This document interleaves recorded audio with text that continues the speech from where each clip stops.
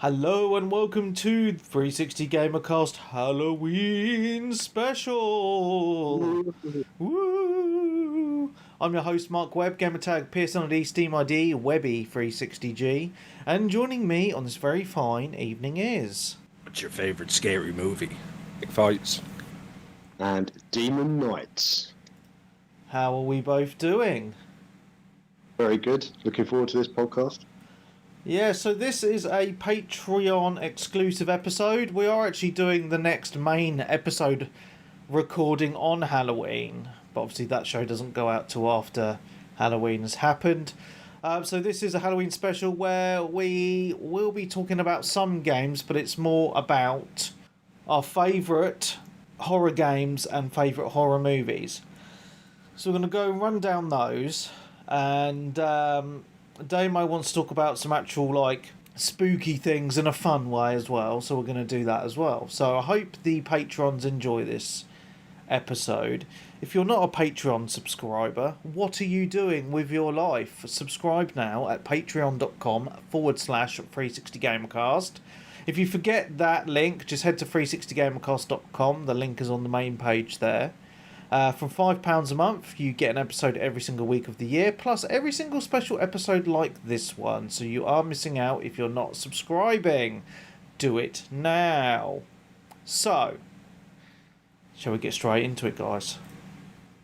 Just do it. Let's do it now. So we're going to go through some of our favourite horror games and films. Who would like to start us off?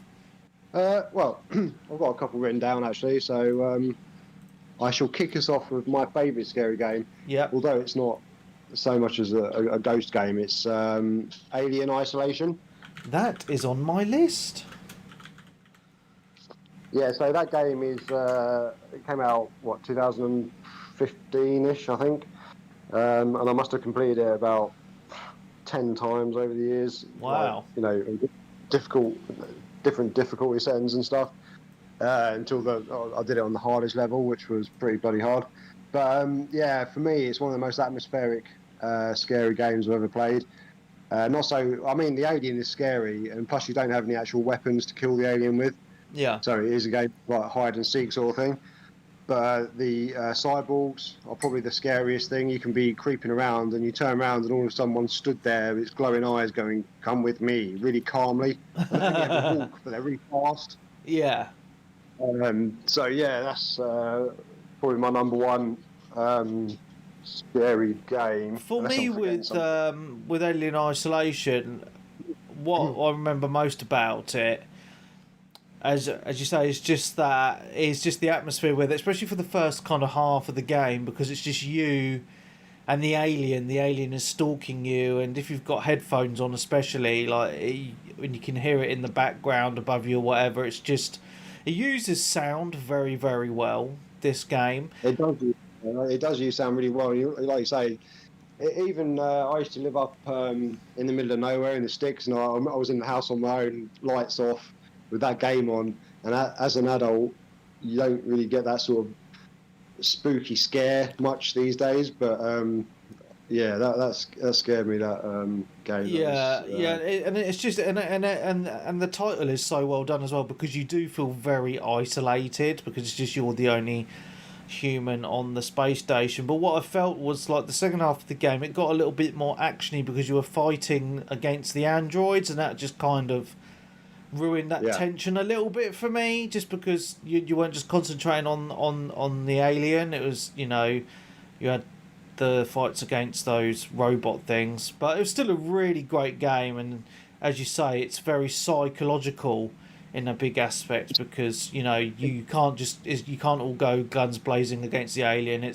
You're fucking hiding from it the whole time, and it's just that fear of the unknown, of when it's going to appear or where it's going to appear from, etc. Yeah, it's a clever game as well, because you get things called noisemakers, and if there's a load of other humans that want to kill you, like down the corridor, you can throw a noisemaker and it attracts the alien that comes and kills them. Yeah.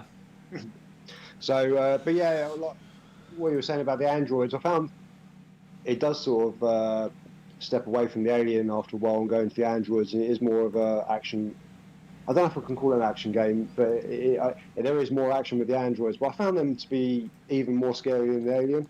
Yeah. Okay. That's fair Just enough. because of their calmness, and that is almost like Michael Myers walking and his victim legging it, and they never get away, sort of thing. Yeah.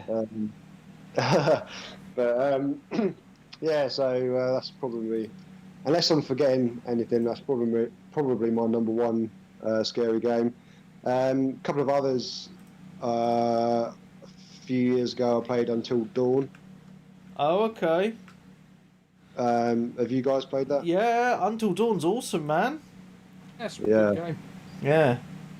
It's quite a different sort of game. The way the mechanics of it and stuff. It's almost like one of them point and click games, but you're actually not pointing and clicking. You're walking in a sort of linear sort of fashion. But the story modes were good. Until Dawn focuses on a load of sort of teenagers that Yeah. go up to a log cabin in the mountains, which just that on its own is awesome. It sets the scene really well. And I thought that was a really good game. And obviously that's one of three in that series, isn't it?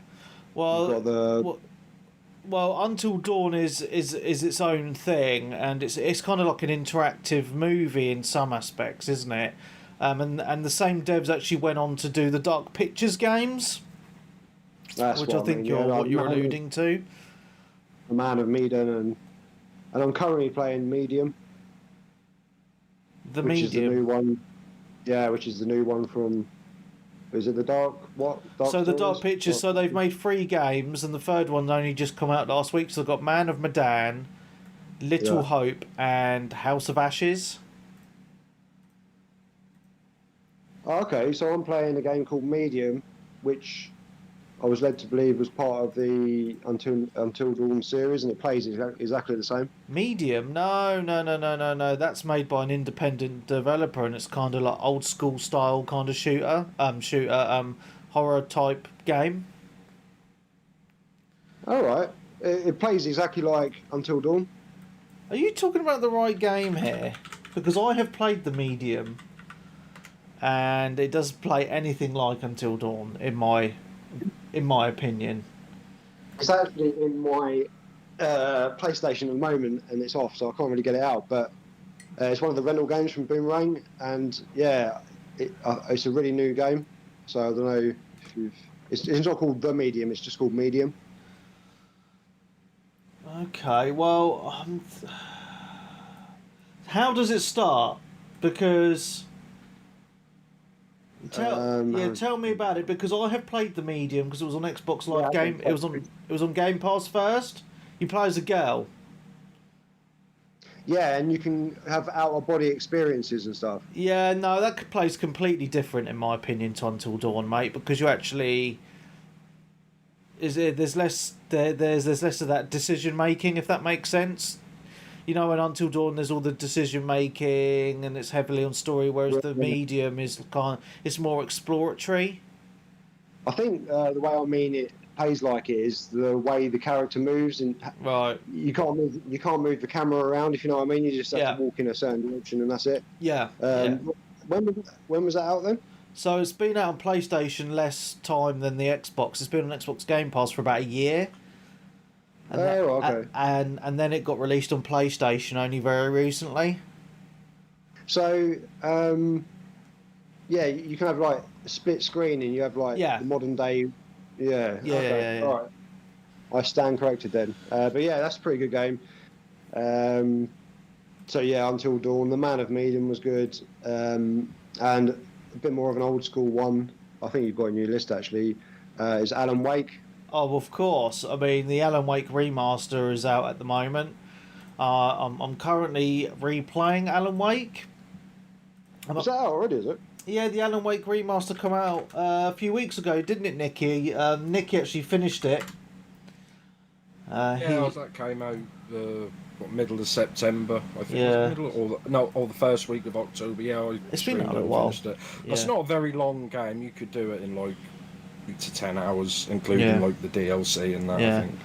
But it is a good horror type game, though, isn't it? Because it's very story driven, but it has quite a few jump scares at times. Like It's got where the enemies just jump out at you. No, fuck, you know what I mean? That's right. Yeah, it's got good atmosphere, good setting for a game,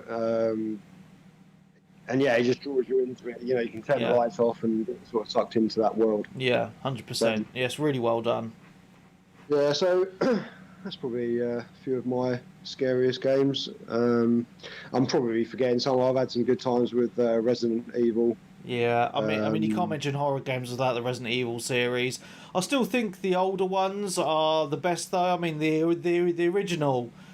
The first time you see that zombie in that little cutscene in the mansion, and then you got a lot of firsts. When the dogs first jump through the window at you in that hallway, it makes you jump, and then later on in the original game where the big tarantula spiders appear, and you're like, oh my god, you know what I mean? It's just a series of firsts in that game. Absolutely, really well done. And then they changed it up, obviously, with Resident Evil 7, where it was all first person in that house. That was really freaky and really well done. And I know a lot of people didn't like the changes with that, because a lot of people don't consider it a proper Resident Evil game because it's first person, but I think it's amazing. It's so well done.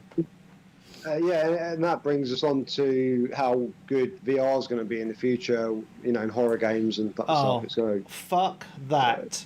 I mean, I know Darren played through some of Resident Evil 7 on the PlayStation VR, and I couldn't imagine doing that, because that game really freaked me out just playing it on my monitor. So, and it's mad because I think back to the 90s and the early 2000s. I used to love horror films. I used to really get into horror games, but I think the older I've gotten, the more of a wimp I've become. Like, I really struggle with some horror stuff now, especially games. There's one game that I started last week. I mentioned it on a podcast called Visage, and that's set like first person in this creepy haunted house, and it's very psychological. You got a lot of kind of minor things happening, like light bulbs just breaking in front of you and freaky noises and stuff, because it's all psychological. It really freaks me out. I literally could play it for about half an hour and I had to turn it off because it was just really. Yeah, I've seen a few people stream that, and one of the blokes I watched, he was with the old lady turned up, and oh my god, he absolutely shit himself on stream. He was terrified because, like you said, that's like they're a lot more clever now games than they were then. That's like you say, that's psychological. You keep thinking, all right, there's going to be someone there, and then there's not, and you're like, well, why isn't there someone there? And then you think, well, it'll be around the next corner. I know video games, I know horror games. You get there and they're not there. Yeah. And it's like they know what they're doing and they're playing with you. Yeah. I think that's how, compared to years ago, like games now, they're a lot more clever with things like that. 100% agree. Yeah, I mean, because I really wanted to play this game, Visage, before this episode, but I just couldn't bring myself to play it anymore because it was just really freaking, especially like when you're wearing headphones as well, just the sounds as well. It's just, again, with that atmosphere, and because it's very slow paced, you're walking through the house, and if you're in the dark for too long, your character slowly goes insane, and you got like the flickering lights. It's like a proper haunted house, really. And you're like, I just couldn't take it. It's just too much. Yeah. You say that with sound and stuff like that. I mean, like last year, people say, oh, it's a scary game, but I played Luigi's Mansion 3. Yeah. Which, was a little kid's game, but when you've got headphones on, and and then all of a sudden, like there's a jump scare, and that just blasts like a scream in your ears. Yeah. That does make you jump, doesn't it? Even though it's a cartoony little game like that.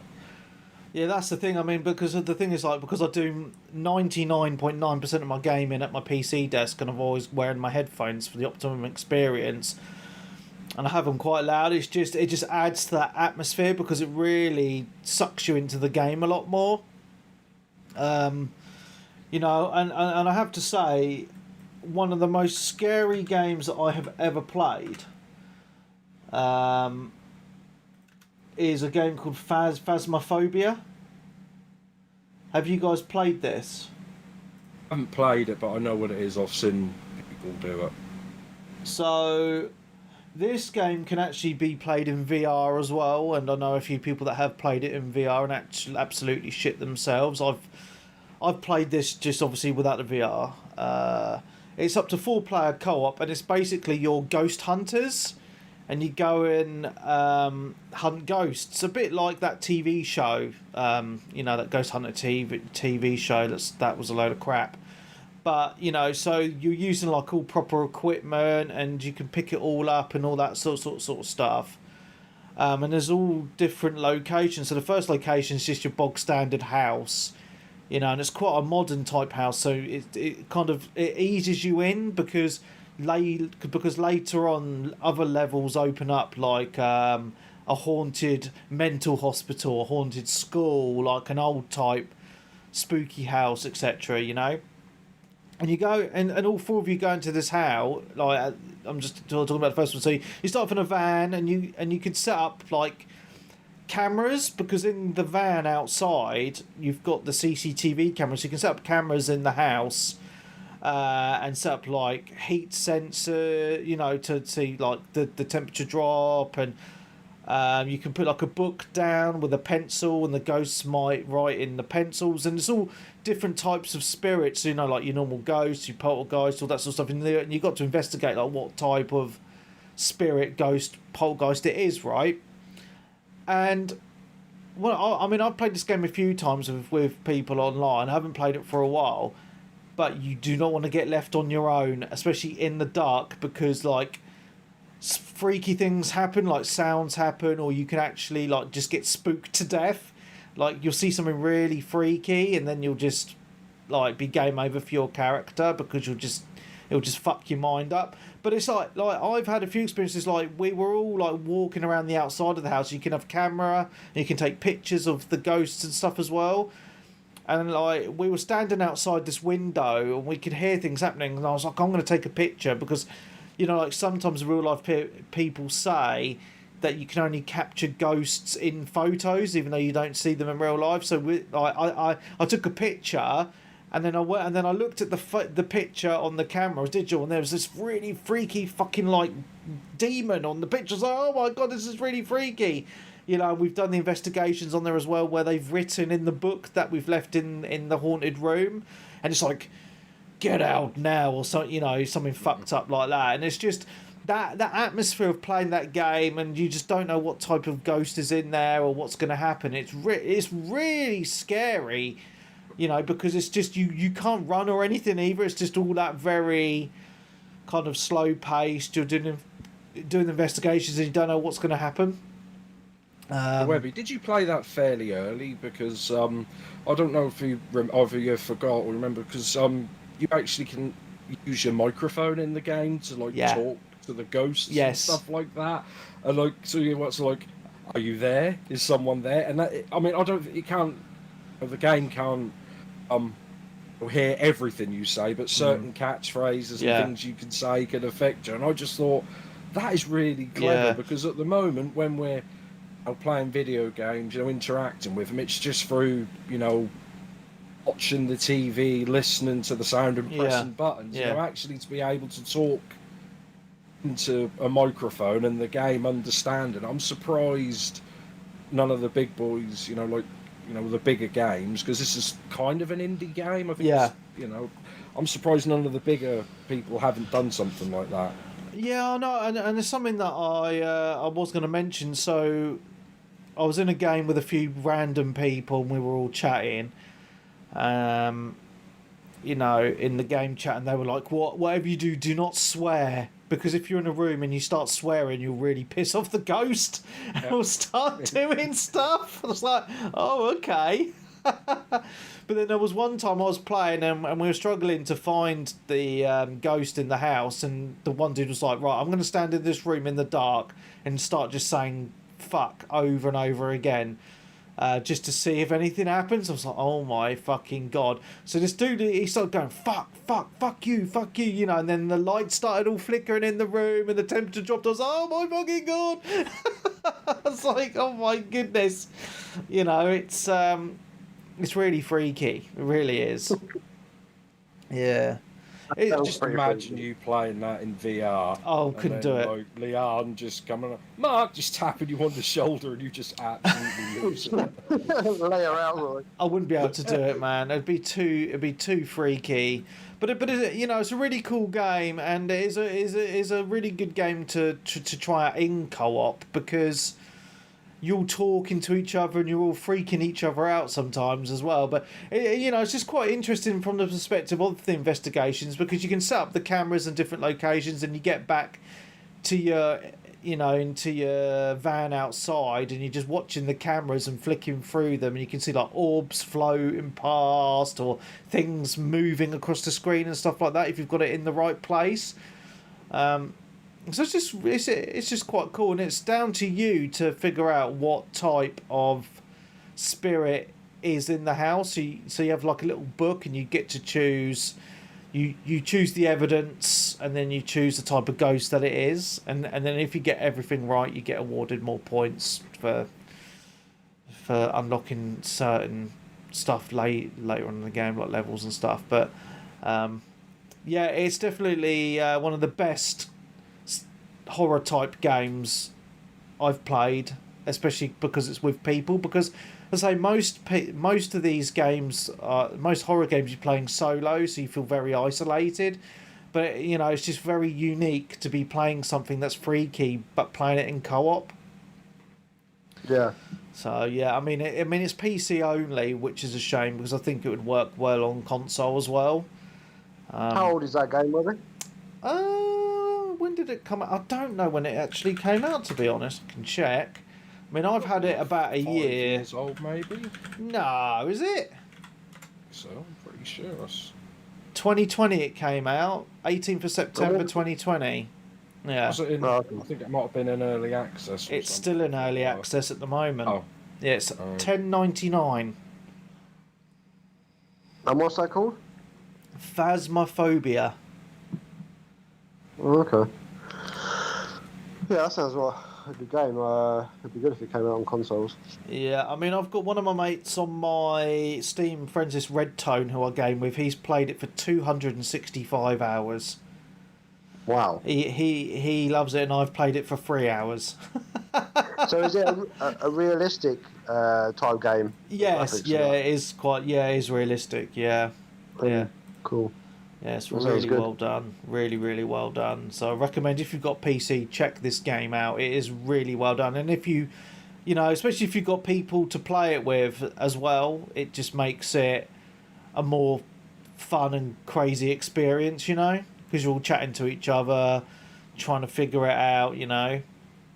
Yeah, I know what you mean by that, because it gives you the fun factor of what horror is supposed to be about. Yeah. You know, if you're all in a house, you know, in real life, and you're like trying to find a ghost, you know, it'd be fun, wouldn't it? So I get that.